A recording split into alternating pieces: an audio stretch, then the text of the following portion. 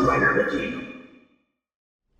YouTube, Dawson Rider here with my review of the San Diego Comic-Con 2018 exclusive Zeonizer Gold Ranger edition. So this actually was not used in the show. We did get a toy of it back in the 90s, which I'll do a quick comparison to here in a little bit.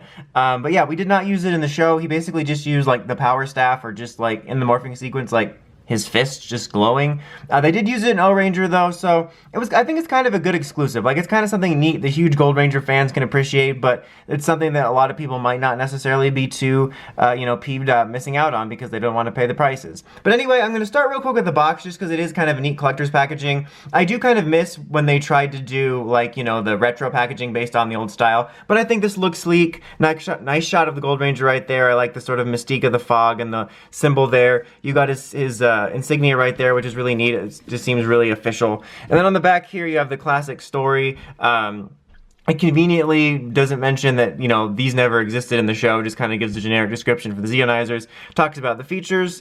So yeah, it's a nice box, like if you like to display the boxes or whatever, or keep them. The main reason I wanted to show it off, though, is this is actually a slipcover. Which is like kind of the thing of Comic-Con, I guess, for Power Rangers. And then you have this nice box here. You got the insignias all around it, the logo, some fingerprints from when I was touching it before. That sounded weird the way I said that. But it's really nice because it's one of these where you open it up and that was terrible. But like, I really like that. So it's kind of a neat way to display it if you have the space. I just kind of appreciate that. And so it's just kind of a plus to this if you happen to buy it. But we're going to go ahead and take everything out and then get the box out of here so the camera doesn't steal any focus from the actual morphers or anything of the sort. Let's go ahead and we'll focus on this one first, the one without the sounds.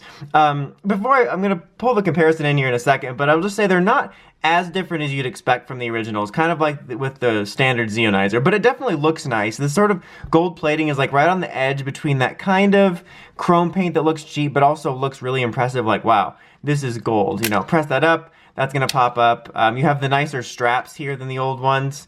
And then right here you got the Zeo Crystal, or the Zeo Power Crystal, I guess. Power Gem Crystal? Is it Power Crystal? It's basically like the miniaturized versions. And this is where the diecast comes in that they boast. This is actually diecast, so it has a nice weight to it. And you can actually see the gold under there rather than just red, which is one of the differences between this and the original recipe version. There we go, I had it flipped around.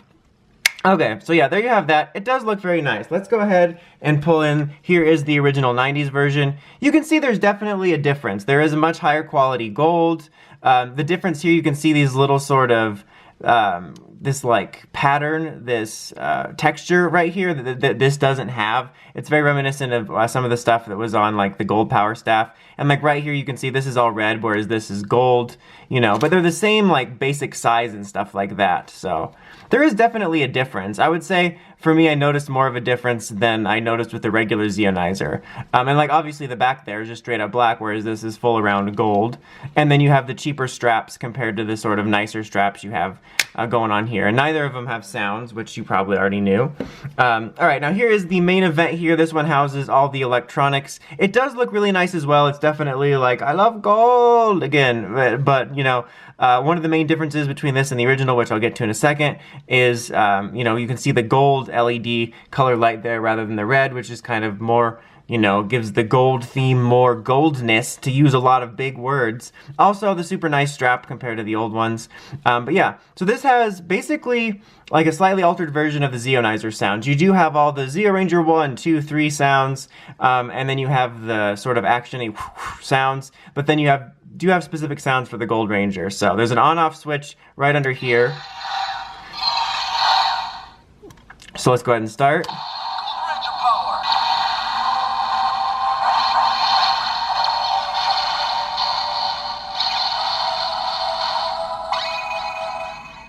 So there you have the unique sound for this, or one of the two unique sounds for this compared to the regular Zeonizer, which is the soundbite of Jason saying Gold Ranger power. If it's not directly a soundbite or ASJ, that's very close, much closer than the other ones, but it's pretty neat.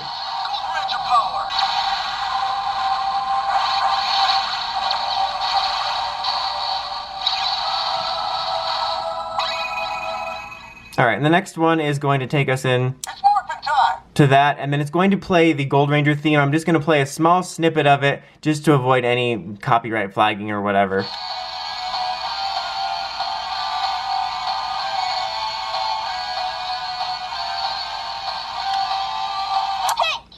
Okay, and then we got this. Zeonzer 1, pink.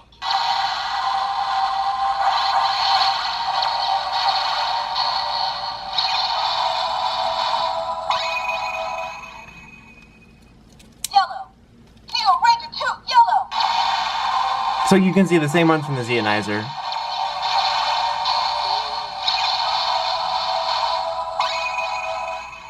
I will go over them though, just in case you were not familiar with it or want to see them again.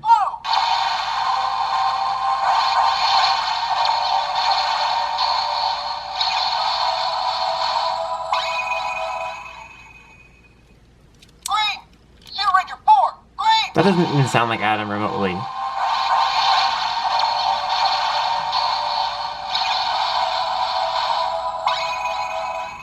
And if you press it again, it just does it again. Zeonzer 5, red.